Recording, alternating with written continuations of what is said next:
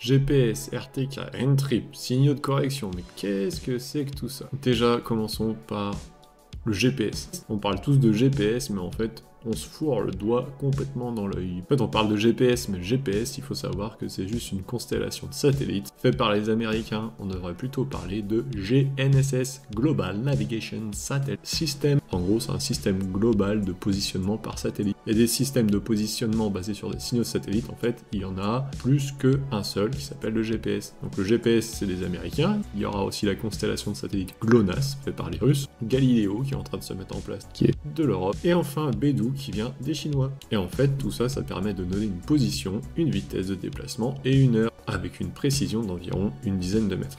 Bon, ça c'est cool si on veut faire un itinéraire en voiture ou à pied, mais c'est pas très précis du coup si on veut se mettre. D'ailleurs, il faut savoir qu'il te faut au moins 4 satellites et un récepteur pour pouvoir déterminer ta position. Alors pourquoi 4 satellites? Déjà, il en faut 3 pour faire une position X, Y, Z, c'est-à-dire l'altitude, la longitude et la latitude.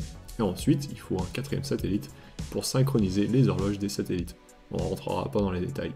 Et le récepteur, le récepteur, c'est une antenne en fait, comme ton téléphone, ou l'antenne que tu as sur ton tracteur, qui va recevoir les signaux des satellites. Le problème, c'est que les ondes elles peuvent être dérangées par les bâtiments, les nuages, les arbres, la ionosphère, tout plein de choses. Et en gros, tout ce qui se met en travers de leur route et qui les empêche d'arriver correctement au récepteur. D'ailleurs, c'est pareil, si la position de ton antenne sur ton tracteur, elle est pas bonne, elle est pas bien déterminée par rapport à ton tracteur, tu vas pas être précis. Ou si tu es en dévers aussi, tu vas avoir des problèmes de précision. Donc, il existe plein de choses pour corriger ça, bien sûr. D'ailleurs, si tu veux de la précision, il y a un truc qui existe qui s'appelle le RTK. Real Time Kinematic. Cinématique en temps réel. Qu'est-ce que c'est que ça? En fait, simplement, on a une base, donc c'est aussi une antenne, qui est quelque part sur la Terre et on connaît sa position exacte. Cette base, elle va recevoir aussi des signaux GNSS, donc de GPS, de GLONASS et compagnie.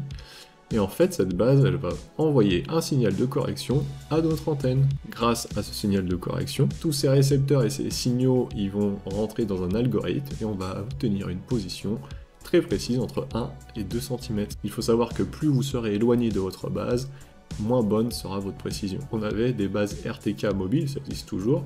Donc c'est une base qu'on peut promener, poser dans ses champs, ou pas loin de ses champs, et du coup, il faut déterminer sa position avant de l'utiliser. Ça existe encore, mais c'est plus trop utilisé. Il est désormais monnaie courante de trouver des bases RTK sur des bâtiments.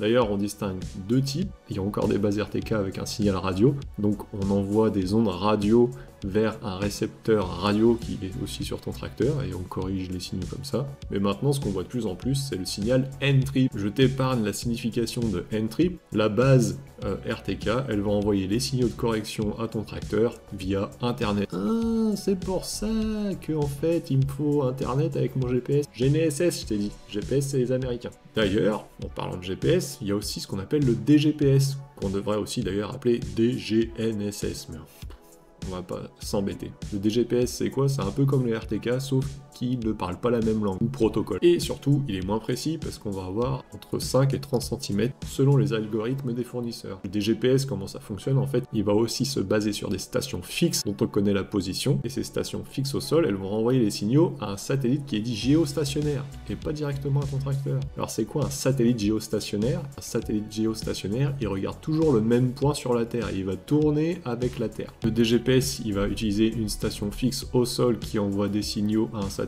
dit géostationnaire, et ce satellite géostationnaire, il va renvoyer ce signal vers ton antenne sur ton tracteur pour corriger la position. Comme d'habitude, comme tout ça c'est en mouvement et qu'il existe plein de perturbations, on perd toujours un peu de précision. C'est pour ça que c'est un peu moins précis que le RTK. Résumons, on a des satellites dans le ciel qu'on appelle GNSS, ils nous envoient des signaux. Ils viennent des Américains, le GPS, des Chinois, le Beidou, des Russes, le GLONASS, et des Européens, Galileo.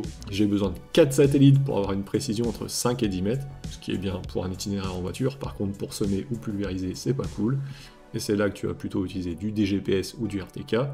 Il se base sur des stations au sol dont on connaît la position exacte. Le DGPS ne parle pas le même langage, donc il est un peu moins précis que le RTK.